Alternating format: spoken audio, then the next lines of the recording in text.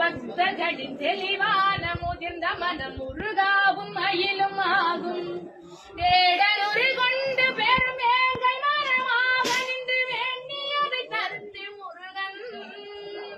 நீ பாடும் குரல் வலம் கொடுத்து பனிமலையில் வாழும் அந்த பார்வதியும் இளைய புதல்வன். ஆதி சிவன் பிள்ளையன ஆனை முகன் தம்பியன ஞான பலமான முதல்வன். நீ பாடும் குரல் வலம் கொடுத்து பனிமலையில் வாழும் அந்த பார்வதியும் இளைய புதல்வன். விழுந்தவர்கள் எழுவதுவும் எழுந்தவர்கள் விழுவதுவும் குமராவும் செய்யலாலன்றோ. இங்கு அழுதவர்கள் சிரிப்பதுவும் சிரித்தவர்கள் அழுவதுவும் குமரா